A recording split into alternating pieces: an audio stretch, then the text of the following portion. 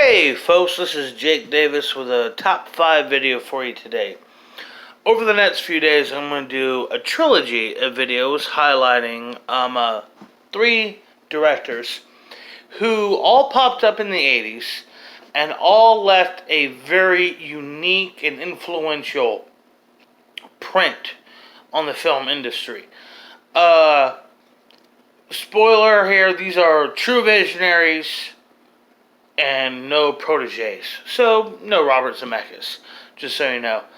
Hope you look forward to watching all 3 videos.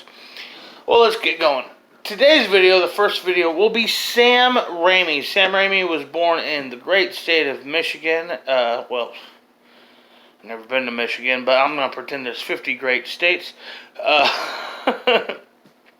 In October of 1958. The good man has directed 14 motion pictures, theatrically released features, that is. 5 of which I've seen at these theaters, but to be fair, 3 of those were SpiderMan. These are my pick for his top 5 favorite films. Now, before I get too deep into this, Sam Raimi is probably my favorite of these 3 directors, but which is probably why I wanted to kick off with him, but at the same time, I don't want you to in any way get the feeling that he is not my favorite, is the lower of the tier on this totem pole. Just in case you don't see my videos, or I guess to intrigue you into coming back and watching them, my other videos will be on Tim Burton and the Coen brothers. As I said, all really broke out in the 80s, all super influential and all very different. Yeah, let's talk about Sam Raimi. Sam Raimi, I mean, this guy was directing student films when he was, 14, 15, my nephew's age, if not younger. This guy was really something else. He had a brilliant eye, and even though Steadicam was something that already existed before he came on the scene, I would dare say nobody in the history of cinema has ever moved a camera quite like Sam Raimi does. Anyhow, let's get into his top 5 best films. Number 5. Oh, and just quick little side note here. Because when I originally sat down to do this thing, his list, the top 5 was dominated by 2 trilogies. So, I just for the sake of having a watchable video, I've decided just to narrow it down to 1 Evil Dead movie and 1 Spider-Man movie.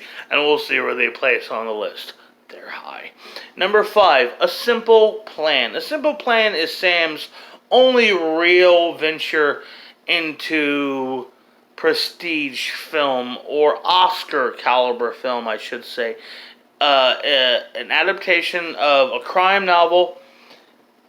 It is a film that did pick up Oscar nominations. Excuse me, hopped up way up there, for best adapted screenplay as well as best supporting actor for Billy Bob Thornton. It also has a very strong supporting performance from Bridget Fonda, who, in my opinion, is an underrated actress.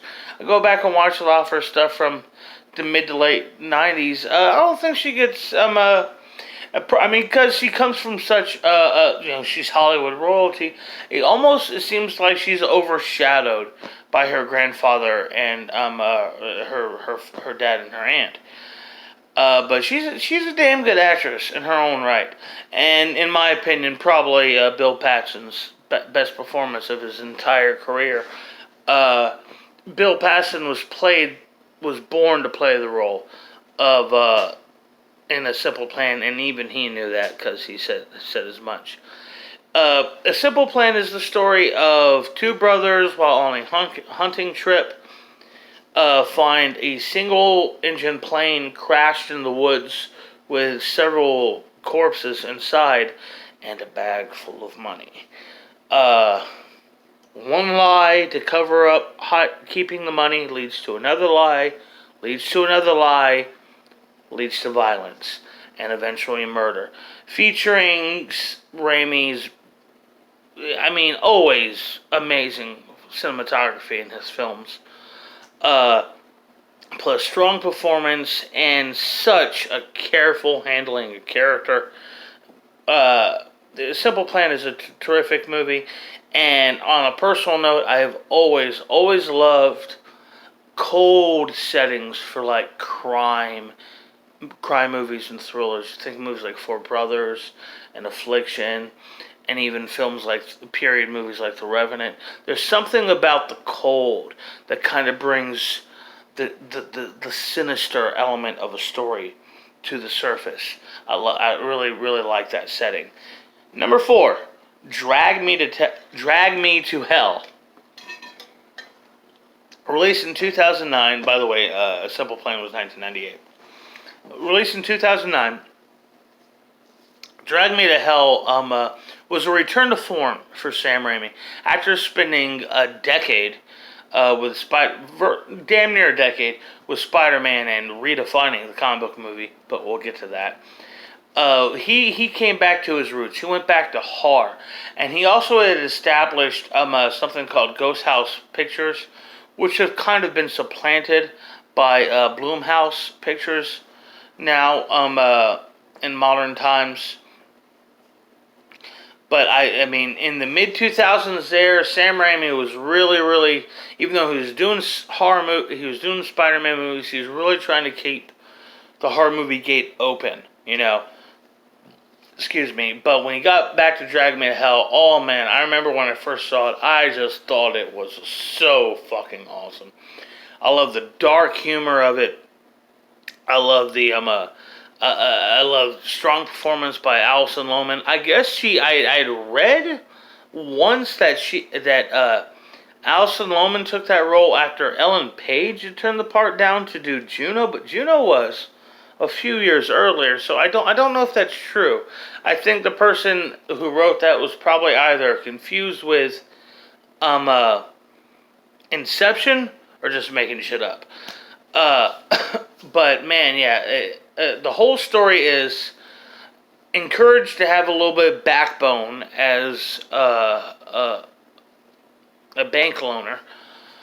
She rejects this old woman's plea for whatever deal is, and she's cursed. She's cursed by this old witch. And the movie shows Alison Lohman's character dive deeper into self-interest, down to the point where we're not even really rooting for her, which leads to such a satisfying ending. I mean, if you've never seen the movie, I'm gonna give you a mild spoiler here. The title is literal. She gets dragged to hell. Good supporting performance from Justin Long, who is usually pretty good in horror movies. Even though I don't think Justin Long's the best actor, he definitely has a charisma about him, a likability, which is, irreplaceable when it comes down to it. But yeah, man, Drag Me to Hell is awesome. Check out Drag Me to Hell if you've never seen it. It's a really fun horror movie. And definitely one of the best horror movies of the 2000s. The 2000s wasn't a particularly good era for horror movies. One day I will do. I've done my greatest. Go back and check my top 5 list, which will be on that playlist. I've done lists for my top 5 best 70s horror movies, top 5 best 80s horror movies, which I feel like I should renew because I should have included Lost Boys. I really should have. Lost Boys worthy of making the top 5. I guess I don't always really think of it as a horror movie as much as a fantasy movie, but no, it is horror. It's a horror film. But yeah, check out Drag Me to Hell. Number 3, Darkman. Darkman was the very first horror movie I ever saw. Very first R-rated movie I ever saw at the theaters. An absolutely magnificent performance from Liam Neeson. Say what you want about Liam Neeson. Schindler's List was great. Taken was badass. Qui-Gon Jinn and Ra's al Ghul are what I named my 2 testicles, as Andy Samberg said. Liam Neeson is a cinematic icon and a bona fide movie star, but in all honesty, I don't know if there's any performance of his I adore more than his performance as Dr. Peyton Westlake in Darkman. Just pure, unhinged, ravenous rage and pain and violence. Holy shit. He's just kicking down the fucking door in this movie. And he's not the only great thing about the movie. I mean, yeah, there's Sam's dialogue. Oh, yeah, that's right. Sam Raimi, even when he doesn't take credit, Sam Raimi kind of writes all of his movies. Or at least gets the last draft. Frances McDormand, terrific performance and iconic, epic performance from Larry Drake as Robert Durant, one of my personal favorite movie villains. He would probably make my top 50. I mean, it go through a whole thing, but the opening scene, sitting in the theaters as a 7 or 8 year old kid. Don't worry about how old I was. I was old enough to watch horror movies. Don't worry about it. I was mature for my age. Anyhow, I'm in the theater, and I just remember that scene was so vividly. This guy, just a spoiler if you've never seen him. The guy opens. He's given his points. I got 3 points. You know, this and that. I don't deal with, with fags. Because Robert Durant is a homosexual character, and other than that one line, it's very, very, very underplayed in the film. Which I always, even especially when I got older, I appreciated the idea of making this violent, intimidating, scary man a homosexual, because, I mean, it's not, a bad man, what a bad man fucks doesn't matter. Anyhow, but you go through this whole thing. They fuck up this guy's whole crew, and then he goes, let's consider my points. He takes a cigar clipper, cut the kid, and so chops the guy's first finger off. Whatever. Second finger, whatever. Third finger. I got 7 more points. I'll never forget that. Just as a kid in the theater, you're going, oh fuck, this guy is awesome. I didn't get the gay stuff. I didn't know what faggot meant when I was that age. I'll stop saying faggot now.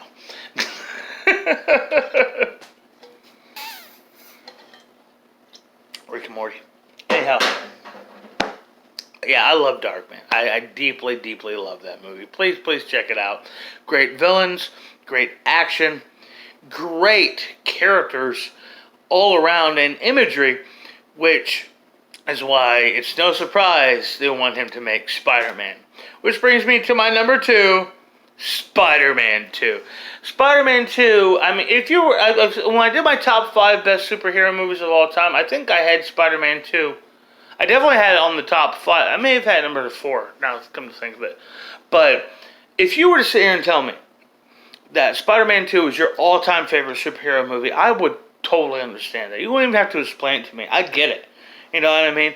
Because Spider-Man 2 is a very emotional, very connected, very human, very universal story all around. An amazing, excuse me, God, I got the fucking hiccups tonight. Excuse me. An amazing villain, amazing, fucking groundbreaking visual effects. One of Danny Elfman's best scores of his entire career, and of course, that performance from Tobey Maguire is irreplaceable. But it has one flaw. It has one flaw as a movie, and that is its love story. And it's no ill will to Kirsten Dunst.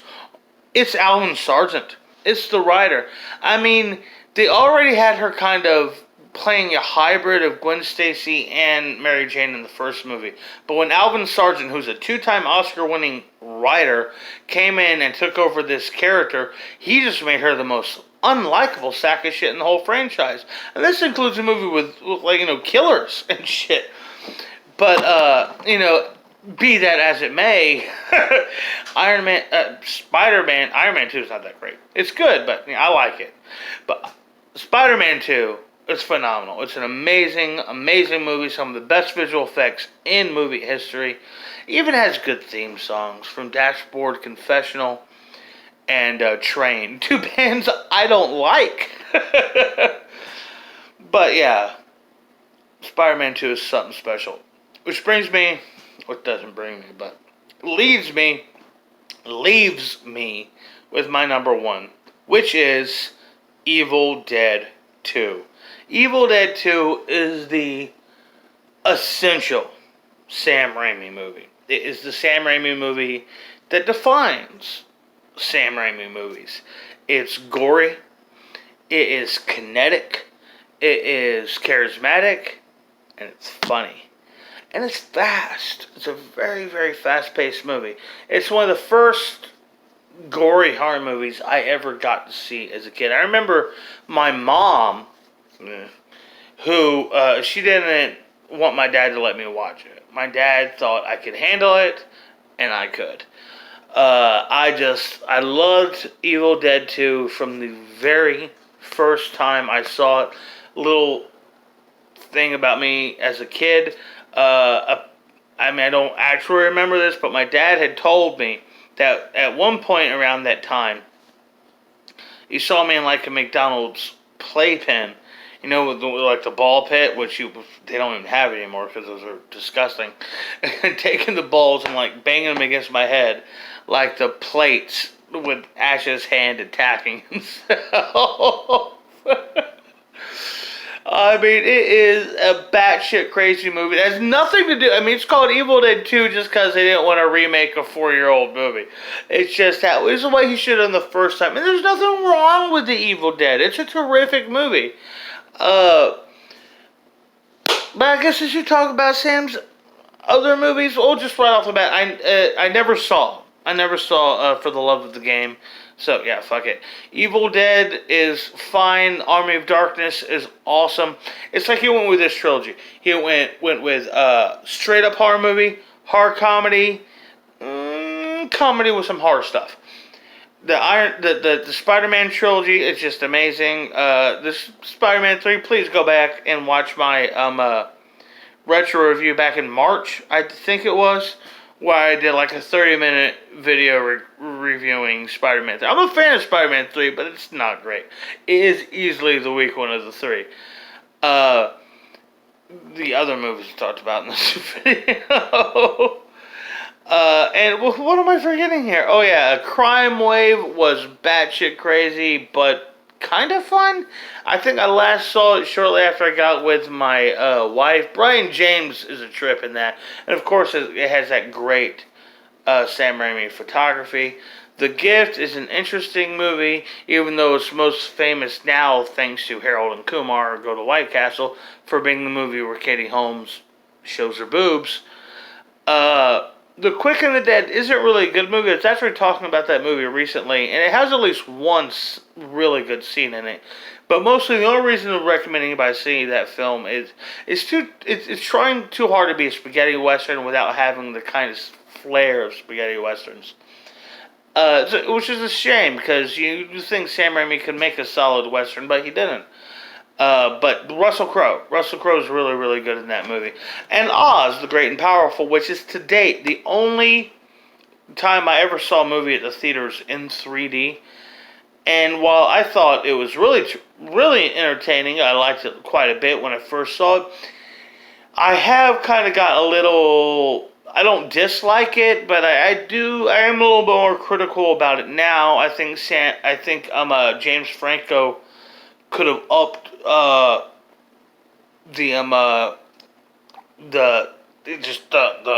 bigness of his performance, considering the age of people he was living in. And overall, I kind of wish I didn't see it in 3D, because 3D sucks. Anyhow, I hope y'all like this video. Hope you come back for my Tim Burton video. And I certainly hope you stick around for my Coen Brothers video. One day, soon, I will retro review Jurassic Park. I promise. I'm getting there. I'm gonna do it. I'm Jake Davis, and I'll catch you on the fly.